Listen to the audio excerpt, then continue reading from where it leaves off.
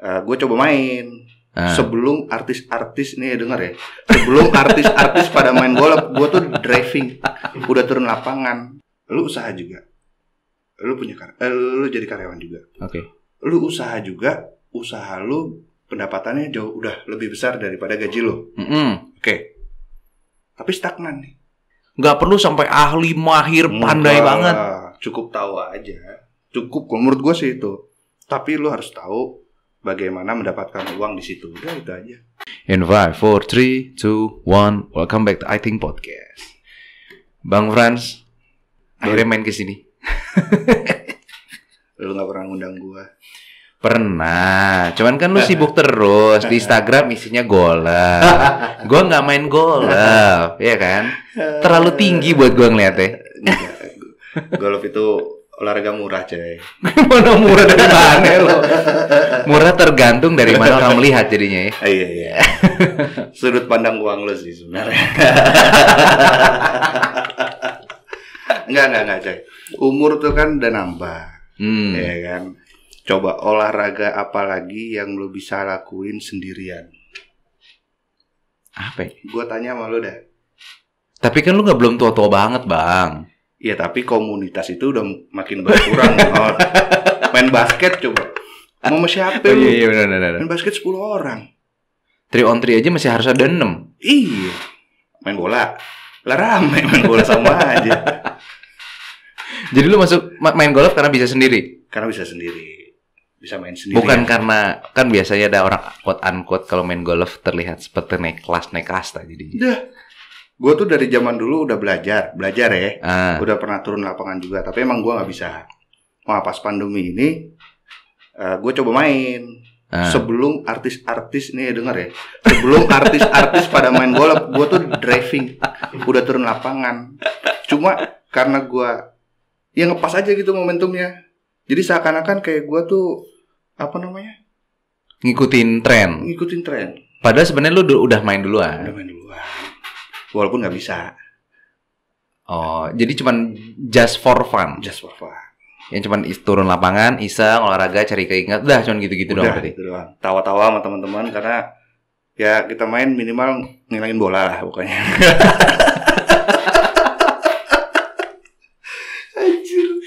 Berarti balik lagi orang itu ngelihat posisinya sudut pandang dari mana ya? Yang terkadang orang mikir kalau golf itu jadi kayak high class banget, tapi kalau dari mata lo emang cuma just for fun, bukan suatu hal yang kayak ditekunin banget buat naikin kasta, terlihat kayak keren banget nih, kaya banget. Pasti olahraga golf kan image-nya kan orang kaya semua kan jadinya. Iya betul sih. Arahnya ke sana ya, yang lo pikirkan. Kalau gua kan enggak, gua main aja olahraga. Gua kan golf juga nggak harus kok di lapangan golf atau di driving range. Gua depan rumah aja, gue suka mukul-mukul bola juga. Iya, yang kemarin gue liat di Instagram yang anak lu tuh ya. Iya. Jadi kayak main put-put golf gitu kayak zaman dulu ya. Cuma bukan pating ya, chipping doang, kayak gitu doang. Buat olahraga aja. Depan rumah, bola sendiri. Iya kan? Iya. Jadi bukan buat naik kelas ya? Nggak naik kelas. Nggak bayar boy di rumah. Anjing mau kemana sih naik kelas?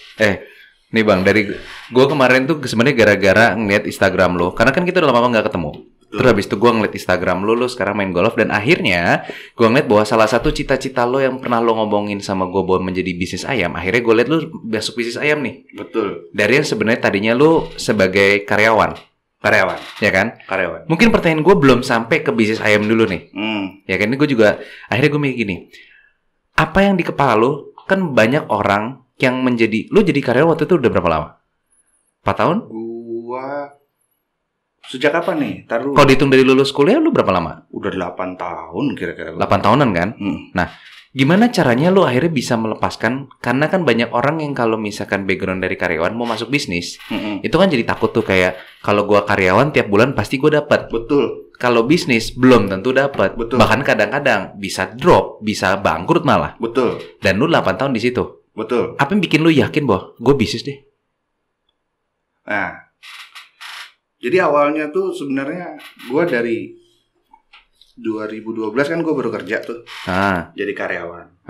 Tapi kan di sela-sela dari 2012 sampai 2018 lah kita hitung ya, itu tuh gue udah ada bisnis kecil-kecilan di belakang itu kan. Udah nyoba ya? Oh ya, dari lo angkringan ya? Apa lo? Angkringan kan? Angkringan. Kalau yang lo tahu angkringan. Emang sebelum itu ada lagi? Ya ada lah gue. Ya jual beli motor, jual beli mobil, sewa kendaraan, ada gue. Lu berarti sudah nyoba juga sebenarnya? Udah banyak gue coba-coba. Jadi kalau gue lihat tuh kayak, ya kalau mau bisnis gede tuh ya dari bener-bener kata orang gitu loh, dari kecil dulu. Angkringan berapa sih dulu modalnya? Goceng kayaknya tuh. Iya. Lu nggak tahu dulu, iya. Itu lagi zaman-zamannya angkringan, franchise angkringan tuh. Iya. Gua tanpa franchise. Ya lu dulu bikin kan cuma dekat-dekat rumah kan dulu. Iya, buat iseng-iseng. Ya lumayan sih, buat iseng-iseng ya kan. Terus lanjut apa ya? Gua bikin apa sih? Takoyaki. Oh iya, yang sama. Ya, ada takoyaki juga. Terus gue juga pernah punya toko susu. Ya. Gitulah yang kecil-kecil gitu. Ternyata gue lihat yang kecil-kecil gitu, ya itu basicnya kita untuk jadi gede. Lu pasti nggak paham. Apanya sih? Kalau dari gue pribadi, dari kelola uangnya, manajemennya, ya kan, yang kayak gitu-gitulah.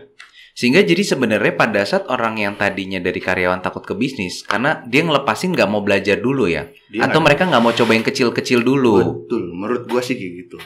Kalau gue sih emang pada dasarnya, basicnya, ya keluarga gue juga isinya orang-orang usaha juga, walaupun nggak gede-gede amat, biasa aja gitu kan.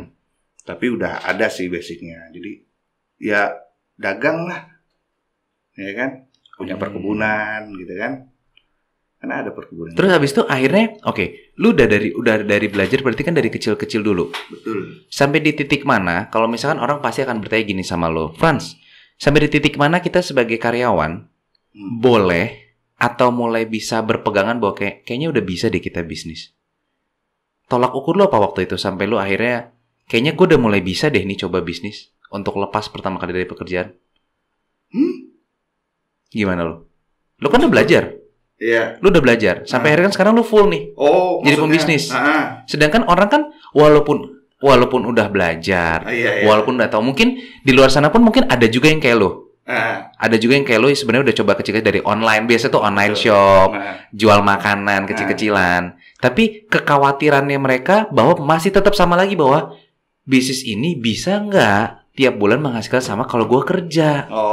Kalau gua, kenapa gue sekarang bisa full? Karena pendapatannya sudah jauh lebih besar daripada gaji gue. Intinya cuma di situ sih. Nah, kalau gue lanjutin, kan lu bisa jadi entrepreneur hybrid. Lu tau gak? Iya, gue pernah. Lu usaha juga, lu karyawan juga. Iya, oke. Kita coba random ya. Lu usaha juga. Lu jadi karyawan juga. Lu usaha juga, usaha lu pendapatannya jauh udah lebih besar daripada gaji lu. Tapi stagnan nih. Oh iya, mungkin. Ya. Karena waktu lu habis, coy. Buat di karyawan. Senin sampai Jumat lu kerja. Lu bisa ngurusin online atau enggak malamnya, Sabtu Minggu. Iya. Terbatas dong. Terbatas ya. Pasti. Untuk usaha. Karena kan dibagi kita, dua jadinya kan. Dibagi dua. Gua anggap usaha gua stagnan. Sedangkan gua jadi karyawan perusahaan yang tempat gua kerja itu, grafiknya naik terus. Karena kan gua di bidang develop. Jadi gua tahu di perusahaan semakin gua gencar kerja, dia akan naik grafiknya pasti. Dia akan semakin kaya lah gitu kan. Daripada gue memperkaya orang, kemudian gue cabut, gue fokus di bisnis gue memperkaya diri sendiri gitu kan.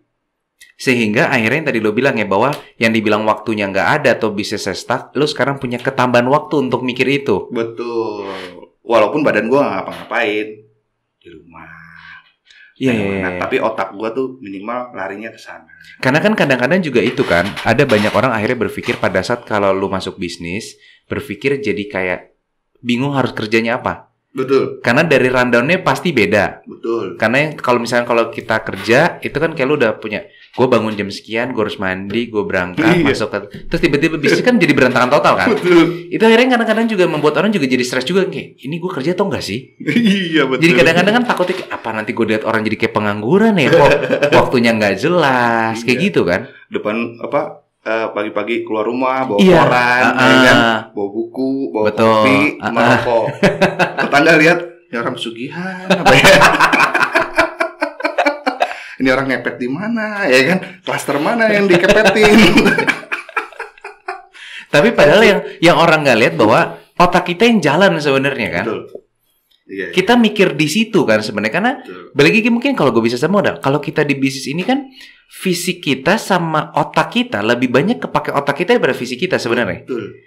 Karena pada saat kalau kita dulu bekerja, kita sudah ada job desk, sudah ada task yang sudah Frans lo harus gini. Tinggal kita nggak perlu mikir kayak kita harus ngapain lagi, udah ada. Betul. Sekarang ini kita hidup dan mati kita harus, kalau kita nggak mikir, kita nggak punya ide, nggak bisa apa-apa kan kita. Nggak bisa stagnan. Kalau kerja, badan capek, otak juga muter nih. Sampai rumah, mandi, mana-mana, udah capek tidur, ya kan? Gue sekarang susah tidur, coy. Otak gue muter-muter ya kerjanya. Itu yang kadang-kadang orang jadi nggak lihat ya. Iya, orang lihatnya enaknya doang.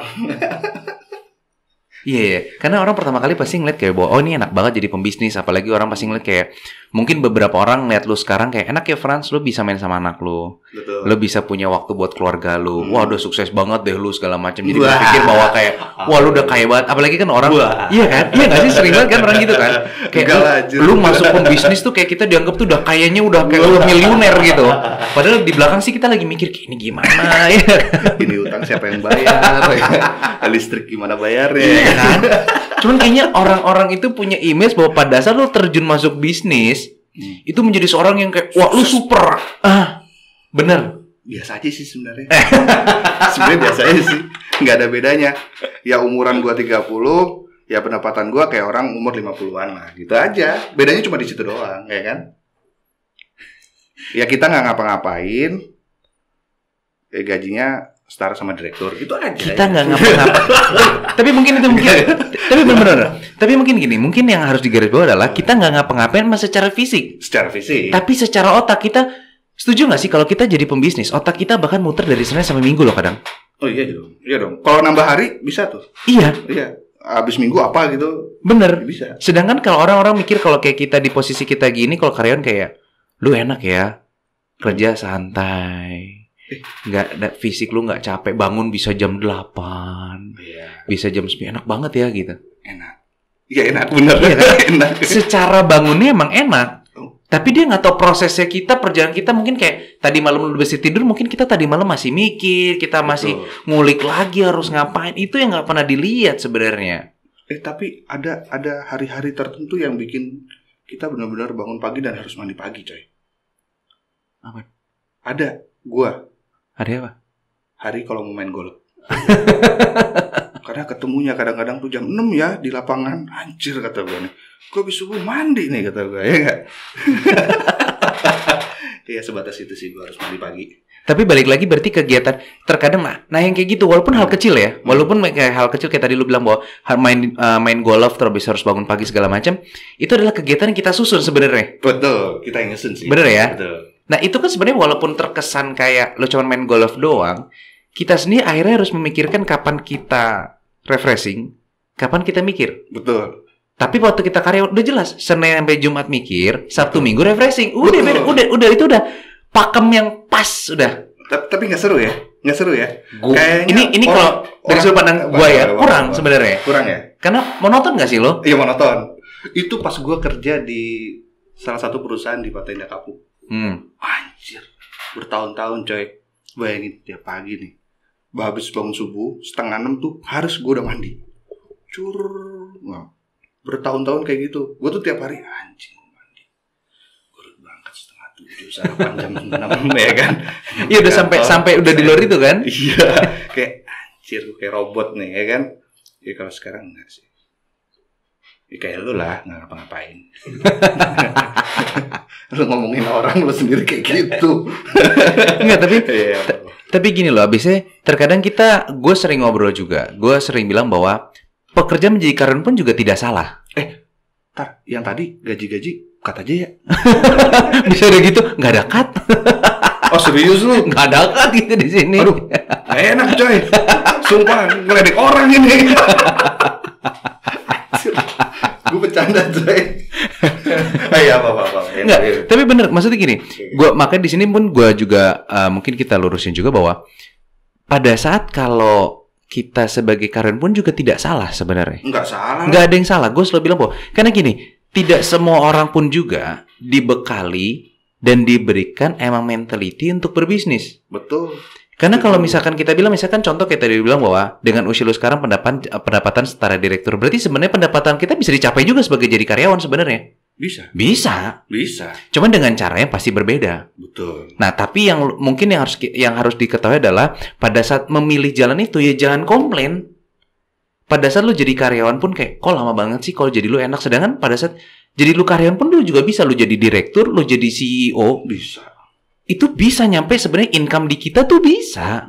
Cuman ya lu prosesnya ya lu milih itu ya prosesnya segitu. Betul. Pada saat kita di bisnis, proses kita ya di bisnis. Betul. Tapi lu melihat bahwa proses di bisnis itu lu cuma ngeliat kayak oh di luarnya aja, lu nggak pernah nanya kita, lu nggak pernah mau ngobrol sama kita secara dalam.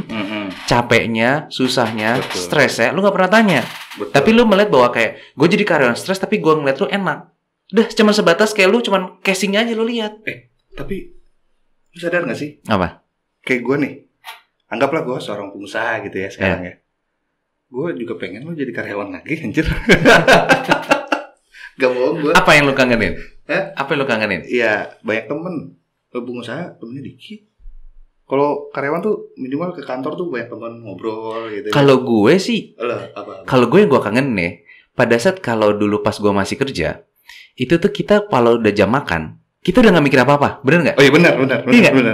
Sekarang kita bisnis, makan aja, kita mikir loh bisnis ini. Bisa jadi. Kan? Kadang masih sambil.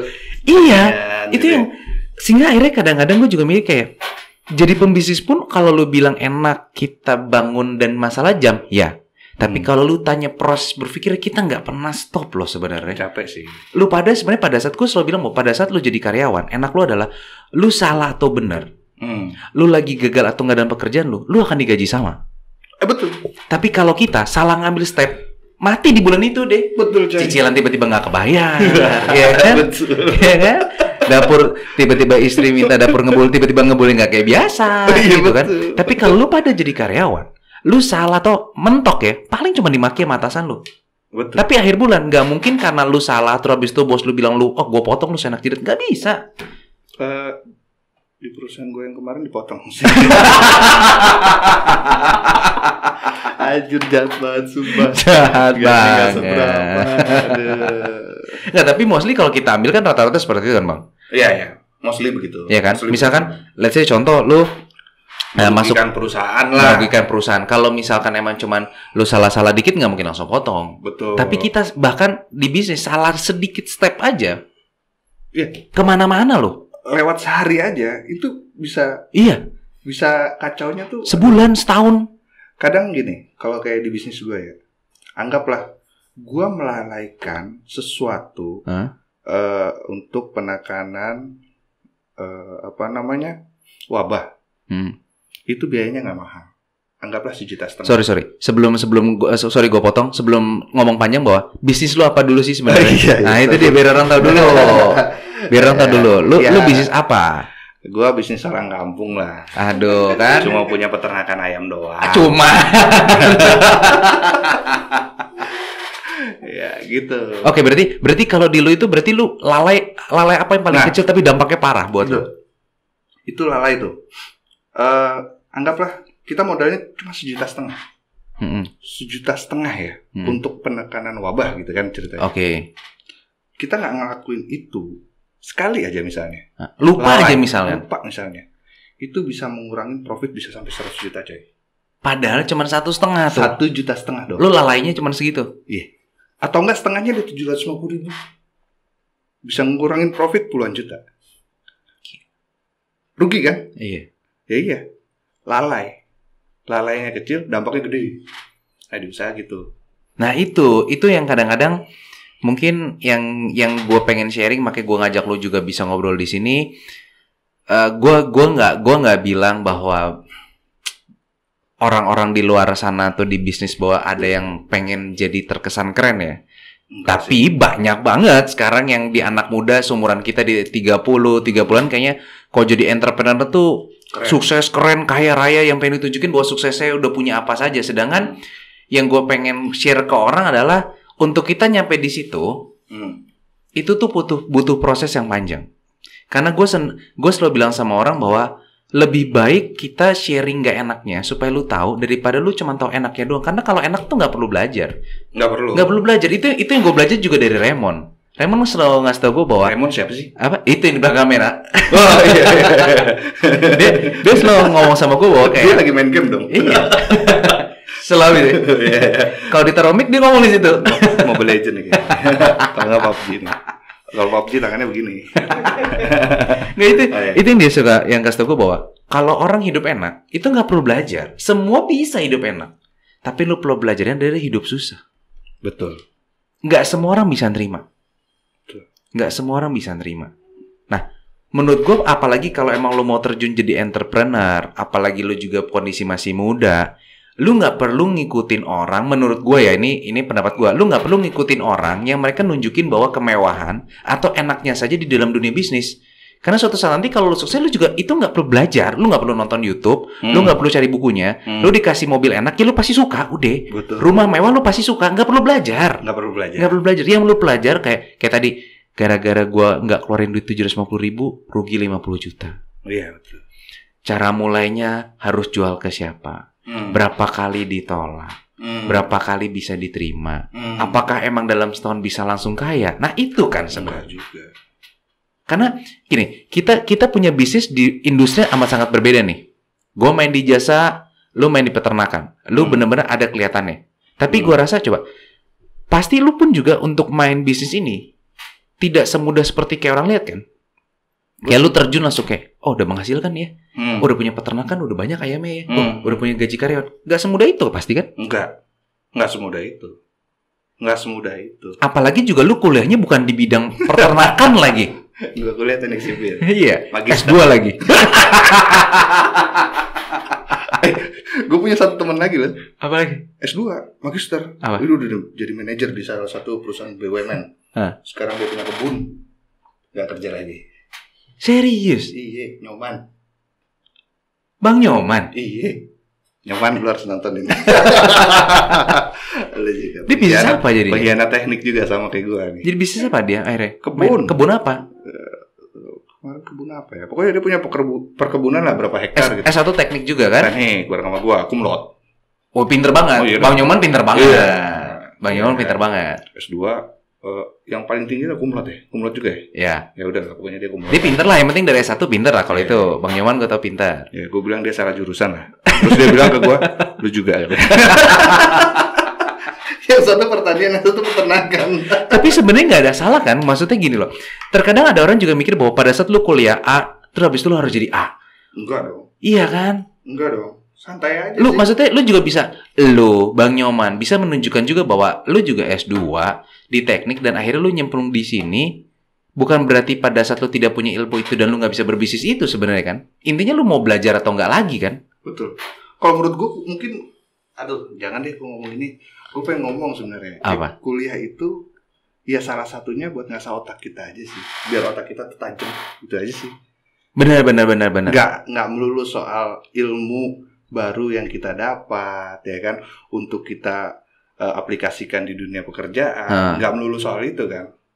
Intinya tapi juga cara berpikir, benar nggak lo? Berpikir bahwa lu punya masalah apa, solusi lo apa. Jadi lu otak lu nggak tumpul lah. Gitu benar. Ya S2 gue sih gue nggak bilang S2 gue nggak kepake. Menurut gue sih kepake. Karena selama gue kuliah S1, S2 itu kan gue isinya mikir. Selama gue kerja 8 tahun itu juga gue isinya juga mikir gitu kan. Ya jadi mungkin dari semua itu ya jadi suatu pelajaran juga buat gue untuk di bisnis gue ini gitu kan. Iya gak sih? Iya. Bener-bener, gue setuju sih. Makanya ini untung ada juga mewakili juga. Karena dari dulu gue juga selalu menekankan bahwa pertama, orang yang bisa kuliah tinggi kayak S1, S2 itu menunjukkan pertama bahwa dia punya kekuatan finansial yang cukup baik. Setuju atau enggak? Setuju. Pasti dong. Pasti.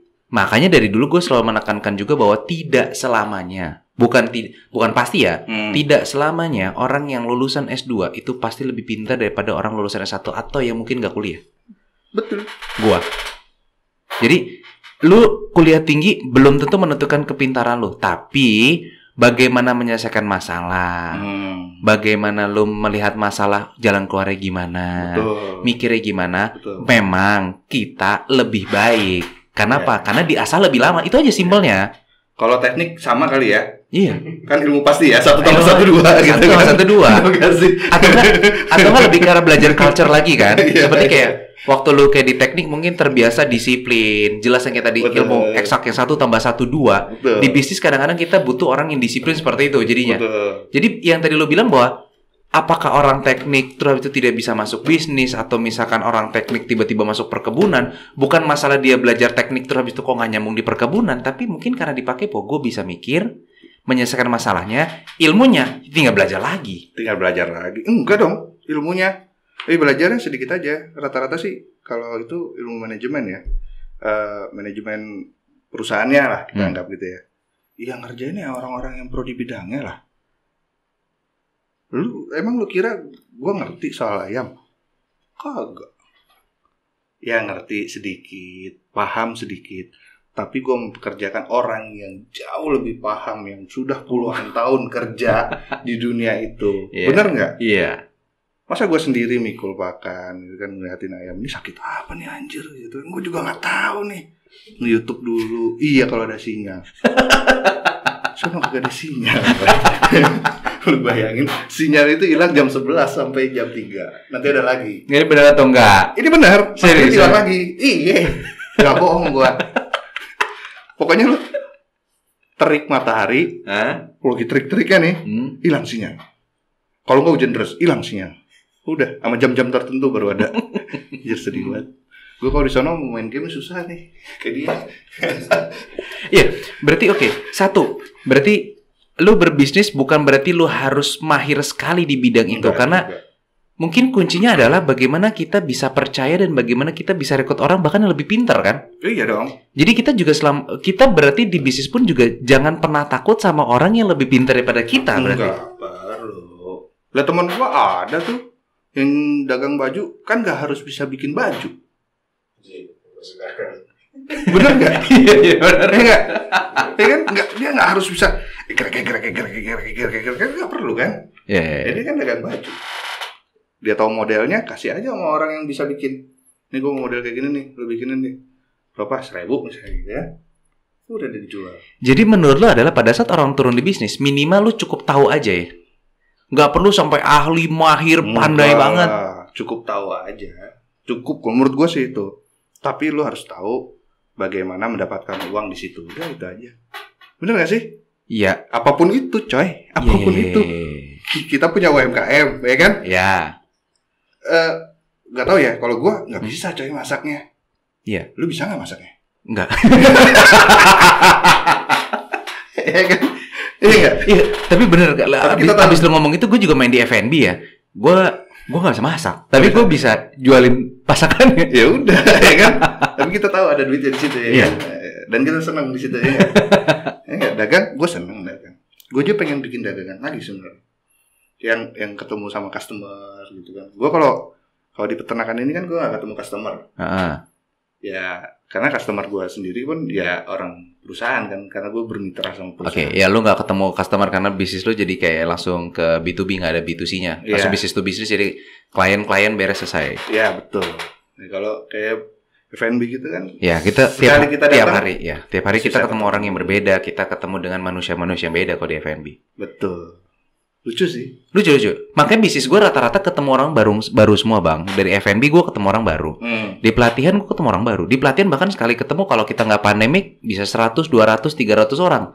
Oh, iya. Dengan karakter beda. Di situ gue seneng ketemu orang baru sebenarnya. Karena dengan kita ketemu orang baru kita dapat. Udah gue pulang.